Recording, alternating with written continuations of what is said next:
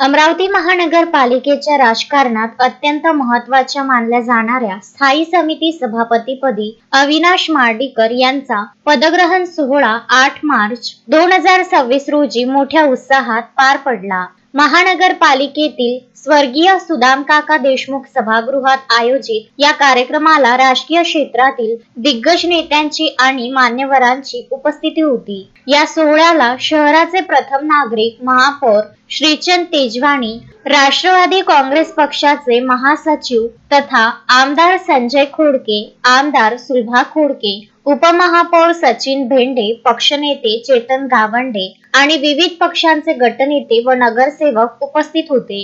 मान्यवरांच्या हस्ते मार्डीकर यांचा पुष्पगुच्छ देऊन सत्कार करण्यात आला आणि त्यांच्या पुढील वाटचालीस शुभेच्छा देण्यात आल्या. कार्यक्रमादरम्यान उपस्थितांना संबोधित करताना मान्यवरांनी शहराच्या विकासाचा आराखडा मांडला. आमदार सुलभा खोडके यांनी शहराच्या आर्थिक उन्नतीसाठी पायाभूत सुविधा, महिला स्वावलंबन आणि बचत गटांचे सक्षमीकरण आवश्यक आहे. महानगरपालिकेचे उत्पन्न वाढवण्यासाठी विशेष प्रयत्न केले जातील आणि शासनाकडून आवश्यक निधी मिळवून दिला जाईल, असे मत व्यक्त केले.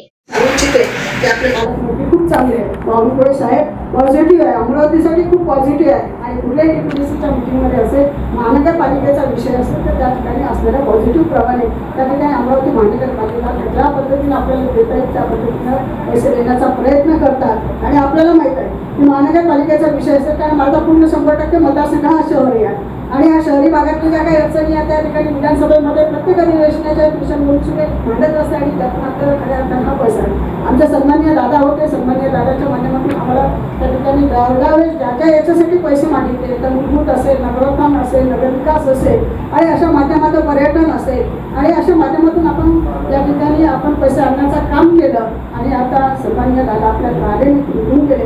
पण आम्हाला म्हणजे फार मोठी अडचण झाली होती, परंतु त्या ठिकाणी बावनकुळे साहेबांच्या माध्यमातून आणि मुख्यमंत्री महोदय साहेबांच्या माध्यमातून त्या ठिकाणी दादांनी महानगरपालिकेच्या निवडणुकीला अमरावतीला आले होते तेव्हा त्यांनी जाहीर केलं होतं की आपला राजकमलचा जो ब्रिज आहे 115 कोटीचा त्या ठिकाणी मागणी केली. दादांनी सांगितलं आपलं महानगरपालिकेचं इलेक्शन झालं की लगेच आपण त्या ठिकाणी फाईल आणि आपण पूर्ण करू, परंतु दादा आपलं राहिले नाही. परंतु मुख्यमंत्री महोदयांनी तो शब्द पूर्ण केला आणि 115 कोटी रुपये आपल्या राजकमलच्या ब्रिजसाठी दिले.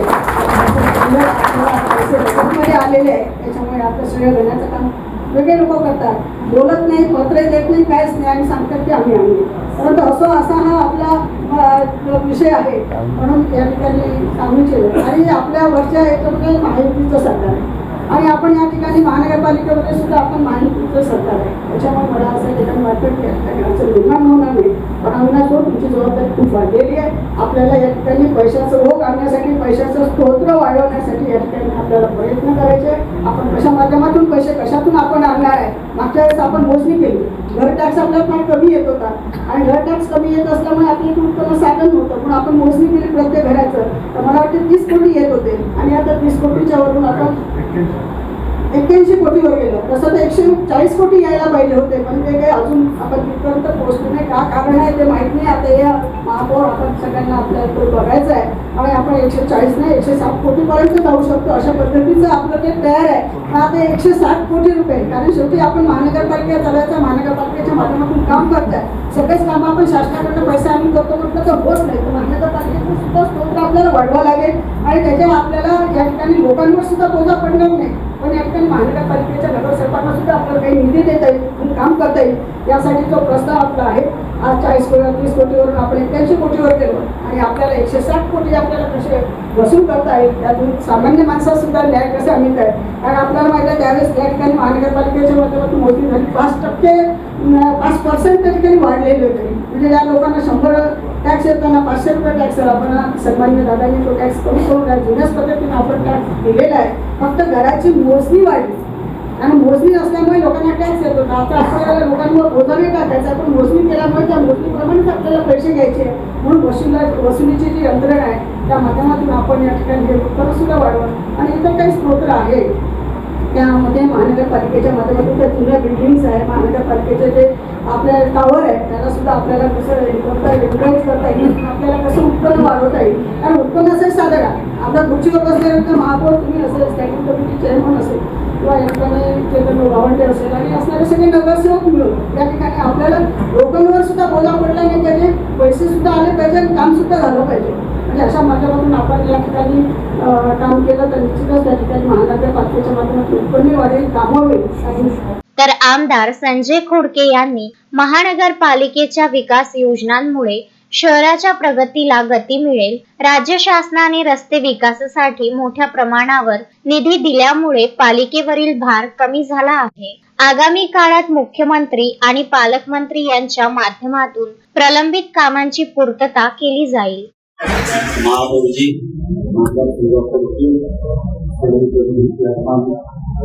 अविनाशी मार्डीकर, तिरस्कर साहेब, देशपांडे साहेब, गावडे साहेब, सर्व गटनेते उपस्थित, सर्व परिवारी गट. आता जो विषय चालू आहे खऱ्या अर्थानं आपल्या डेव्हलपमेंट महानगरपालिकेमध्ये बरेचसे प्रश्न आहेत, पण ते प्रश्न सोडवण्यासाठी आपल्याला सगळ्यांना एकत्रित प्रयत्न करायचे. त्याच्यात सीएम साहेब खूप पॉझिटिव्ह आहे. बावनकुळे साहेब तर माझ्या आयुष्यात अमरावतीला असं पालकमंत्रीच नाही भेटला. खऱ्या अर्थानं अमरावतीच्या विकासासाठी ध्येय आहे आणि सातत्यानं ते काही ना काही बदलत राहतात. आता ह्या सगळ्यांचा उपयोग आपल्याला व्यवस्थित करून घेणे आणि त्याला एकमत करून सर्वांना पुढे जाणं तरच या विकासाला प्रगती मिळू शकते. फायनान्शियल पोझिशन आपली चांगली नाही, कारण की आपल्याला उत्पन्नाचा जो स्त्रोत होता जवळपास 160-65 कोटी येणार होते, परंतु सगळ्या नागरिकांची मागणी होती त्याच्याप्रमाणे आपण ते कमी केलं, कमी करून 81 वर आलं. त्याच्यानंतर आपण जर पाहिलं तर कमर्शियलचा 2 महिन्याच्या आधी आपण जो निर्णय घेतला त्याच्यातही 12-12.5 कोटी रुपये आपल्याला त्याच्यामुळे पुन्हा कमी येणार आहे, कारण की कमर्शियल 54% कमर्शियल होता. त्याच्यामुळे अजून आपल्याला मोठा एक डेव्हलपमेंट थांबली होती, कारण की जे 100 रुपये ज्याला खर्च करायचे त्यातले 54 रुपये तो टॅक्स देणार तर ते होऊच शकत नव्हतं. आणि त्याच्यातून मग काय होतं की कोणीच रजिस्ट्रेशन करत नव्हते, नोंदणी करत नव्हते, इंटरनल अग्रीमेंट करून पैसे कॉर्पोरेशनचे जात होते आणि त्याच्यासाठी आपण सातत्यानं प्रयत्न करत होतो. आणि त्यानंतर खऱ्या अर्थानं कमिशनर मॅडम असतील, आपल्या 2-3 बैठका झाल्या आणि त्यांनी पॉझिटिव्हली तो घेतला. त्यांनाही समजलं की आपल्याला उत्पन्न याच्यामुळे कधी जरी आज होताना दिसत आहे, परंतु भविष्यामध्ये त्याच्यातून आपल्याला उत्पन्न वाढणार. त्यानंतर आपण जर पाहिलं तर उत्पन्नाचे स्त्रोत मार्केट्स आहेत, त्या मार्केटची परिस्थिती आता रिन्युअल जे आहे त्याच्यातही तुम्हाला बसून व्यवस्थित फार कोणावर ताण आला नाही पाहिजे, परंतु जिथं दुकानाचं भाडं 1 लाख रुपये भेटते तिथं आपल्याला 2,000 रुपये भेटते. म्हणजे समोरच प्रायव्हेटला 1 लाख रुपये देऊन भाडं आहे आणि आपण घेऊन राहिलो 2,000 रुपये. तर याचे म्हणजे त्याला फार काही जास्त वाढवलं गेलं पाहिजे असं माझं म्हणणं नाही, परंतु एक नॉर्मल लेवलला तरी आणलं पाहिजे आणि त्याच्यातून आपल्याला जो काही रेव्हेन्यू भेटल तो रेव्हेन्यू आणला पाहिजे. त्यानंतर तिसरा मुद्दा होता नगरोत्थान. नगरोत्थानमध्ये जो GR आहे आपला, त्या GR साठी अजितदादांशी माझी खऱ्या अर्थाने चर्चा झाली होती. अजितदादांनी आपण तो GR बनलो, कारण की स्थानिक स्वराज्य संस्थेचा त्याच्यात जो 30% वाटा म्हटलेला आहे, म्हणजे त्यांनी स्थानिक संस्थेने 30% द्या आणि 70% मग कॉर्पोरेशन शासन देणार.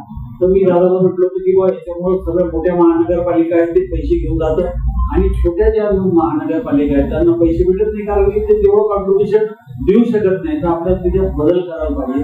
त्यांनी खऱ्या अर्थानं होकार दिला होता, परंतु आता या त्यांच्या तो विषय मला मुख्यमंत्र्यांकडे घेऊन जावं लागणार आहे. तेव्हा कुठं आपल्याला पुढच्या काळामध्ये नगरोत्थानचे पैसे आणि आताही आपल्याला द्यायचे आहे. पैशासाठी सरकारचा तगादा चालू आहे की तुम्ही पैसे भरा, तो आपल्याला माफ करून घेणे आहे. आणि नवीन जे काही कामं घ्यायचे आहेत त्याला आपल्याला 10%च्या वर निधी भेटू शकला नाही पाहिजे अशी आपल्याला व्यवस्था करायची. महापौर श्रीचंद तेजवानी यांनी प्रशासन आणि लोकप्रतिनिधी यांच्यातील समन्वयातूनच शहराचा चेहरामोहरा बदलणे शक्य आहे. स्वच्छता, पाणी पुरवठा आणि नागरी सुविधांना आमचे प्राधान्य राहील, असे मत व्यक्त केले. सुभाताई फुले खोटे जिसका हमारे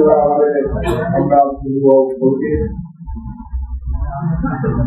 जिनके पंचकरण में हम आज शामिल हुए उपस्थित हुए, जैसे हमारे अविनाश जी माटीकर, मेरे पक्ष नेता शिवजी गावंडे, हमारे नगर सेवक प्रशांत जी देशपांडे, सभी उपस्थित नगर सेवक, भारतीय अविनाश माटीकर जी को प्रेम करने वाले सभी बंधुगण, सभी अधिकारी वर्ग, आज बड़ी खुशी हो रही कि हमारा कोरम पूरा हुआ है। महापौर पक्ष नेता आखिरी में चाबी डाला अकाउंट, जबकि हमारे युवराज कहीं पहले चाबी लेके बैठते हो, वही खाता उनके हाथ में रहता हो, उनको पार्टी में यहाँ आने का वही खाते बात में डूब रहे। तो माटीगर से चर्चा सीओडी खाली करके दिए, और आपको 3 वर्ष का पुराना अनुभव है, और हमने शीर्ष नेताओं में डाउट नहीं करना चाहिए। जो हमको ये पदों से बिठा रहे हैं तो जवाबदारी उनकी रहती है कि हमको क्या देना है क्या देना है। तो आपके पास तो 2 आमदार है, और इन आमदारों में मुझे कोई डाउट नहीं है। जब मैं बीजेपी का होने के बाद में मुझे इनका आशीर्वाद भर के मिला हुआ है, मुझे इतने काम किए हुए हैं, ऐसे आमदारों में डाउट नहीं कर देगा। जब चाबी आपको दी है तो आपको भरने के रास्ते भी देंगे, आप निश्चित रहिए। हमें भरोसा है पालक मंत्री में, हमारे मुख्यमंत्री में, और हमारे आमदारों में। आप इसलिए हम खाते देखिए, अमरावती का जितना भी विकास करना है सभी हम परिपूर्ण तरीके से सभी मिलके, वहाँ पर हमारे पक्ष नेता है, सभी नगर सेवक है, सभी को साथ में लेके पूरा अमरावती का अच्छे से विकास करेंगे, ऐसी मैं आपको गवाही देता हूँ। आज के कार्यक्रम में आपको बहुत बहुत बधाई देता हूँ। धन्यवाद। पदभार स्वीकारल्यानंतर अविनाश मार्डीकर यांनी आपल्या भावना व्यक्त केल्या। ते म्हणाले, आमदार संजय खोडके आणि सुलभा खोडके यांनी माझ्यावर जो विश्वास टाकला आहे तो मी सार्थ ठरवेन। महानगरपालिकेची आर्थिक स्थिती सुधारण्यासाठी आणि शहराच्या सर्वांगीण विकासासाठी मी कटिबद्ध राहीन। सगळ्या